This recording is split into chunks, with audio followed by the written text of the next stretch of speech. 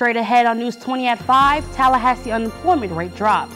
Will and Jada Smith visit Capitol Hill and find out why the security at this summer's Olympics has become an issue just days before it begins. Your News 20 at 5 starts right now.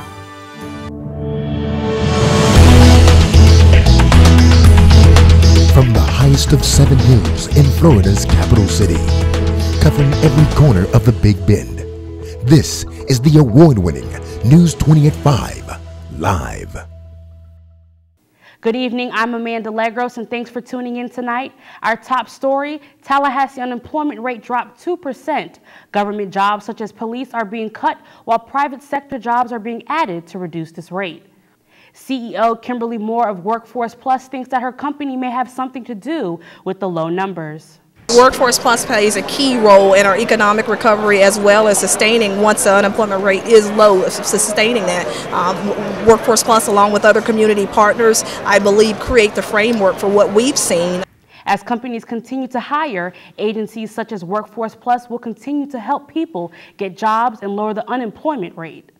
The Florida Agency for Healthcare Administration reported that more babies in Leon County are being addicted to drugs. The agency found that more than 1,000 babies born in 2011 faced withdrawal symptoms.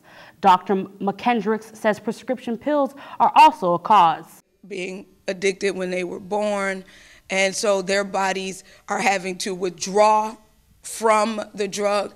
Doesn't say that these children don't recover, because they do, and they have. With the recent increase in drug-addicted babies, Florida House and Senate have both presented bills to be passed for prevention. Another recent bill passed is Senate Bill 380, which places restrictions on internet cafes. Reporter Keyshawn Smith has more on this story.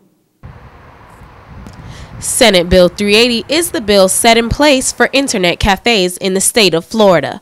The bill places restrictions on the businesses rather than a ban. Whether to do away with these storefront operations has been an ongoing debate between Florida legislature in recent years. The issue still has them in a tug of war. Republican Peter F. Nair is against banning these businesses. People should be entitled to spend their money the way that they want to spend it, as long as they're doing it in a legal activity. An estimated 1,000 cafes have opened in Florida in recent years. Approximately 50 can be found in Northeast Florida alone. The cafes offer casino-style games to its users, who can then buy internet time to either play the games or surf the web. The business itself employs up to 13,000 Floridians. Chad Phillips feels no harm is being done by keeping them open. As long as the county ordinances are followed and all the taxes are paid, I don't see a problem with keeping these businesses open. Cafe owners will be made to pay a fee of $100 per machine. This in turn will bring the state $4 million in annual revenue. Though heavy restriction laws have been placed on internet cafes, the decision to ban them in Florida has not yet been finalized. For TV News, this is Keyshawn Smith. Due to the recent recession, many people are not able to have a burial funeral for family members, but have them cremated instead. Henry W. Taylor has experienced many more cremations due to the recession. We are experiencing more cremations. It is a direct result of the economy, and correct, families, a lot of the families are reluctant, but they're in a position where that's the only alternative. The recession has caused many people to have family members cremated rather than buried. Some are even coming up with new ideas when it comes to spreading the ashes. While the cremation rate is going up, so is the infant mortality rate. Reporter Alexandria Collins has more on the story.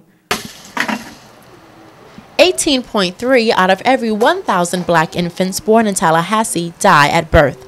The infant mortality rate has increased from 14.7 per 1,000 in 2005. The Capital Area Healthy Start Coalition is working to inform mothers of ways to decrease their child's risk of death. What actually causes infant mortality is a lack of knowledge. A lot of women are not familiar with folic acid, which is a vitamin B supplement that they should take on a daily basis, whether they're not pregnant or whether they are pregnant. In contrast, the county's white infant mortality rate is lower than places like Germany. It has increased, though, from 3.6 per 1,000 to 4.0 per 1,000. Portia Jones, a mother of 3, almost experienced this tragedy. My 22-month-old was about to be, because when he was born, he wasn't breathing, and it took the doctor like a good 10 minutes to get him back breathing, and I didn't get to see him until like hours later, so I didn't know if my baby was breathing or not, so it was kind of nervous. Leon County's black infant mortality rate ranks 47th among Florida's 67 counties. Its white infant mortality rate ranks 19th. Working to decrease this number is becoming a joint effort between families and the healthcare system. Thousands of families have been affected by infant mortality in the Tallahassee community. Thankfully, there are organizations working to change this. For FAMU TV News, I'm Alexandria Collins. After a lengthy battle between Florida state officials over citizens' voting rights, Florida is getting access to a voting database. State officials are getting access to the Department of Homeland Security database that will allow them to cross-reference voters' information to ensure that one is voting who shouldn't be. Their database will allow us to make sure that in future elections, non-U.S. citizens aren't going to vote. Other states have been watching Florida closely, especially with the upcoming election. Up next, the family of 2 missing Iowa cousins speak out. Olympic security poses problems just days away from the opening ceremony. Also find out who replaced Tiger Woods as the highest paid athlete. All this and more coming up on News 20 at 5.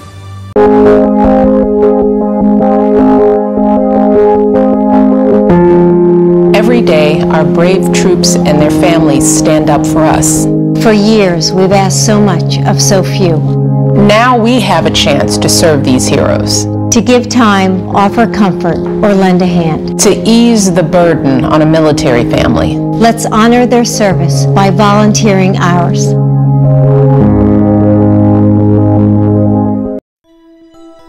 Remember when imagination could take us anywhere? It still can.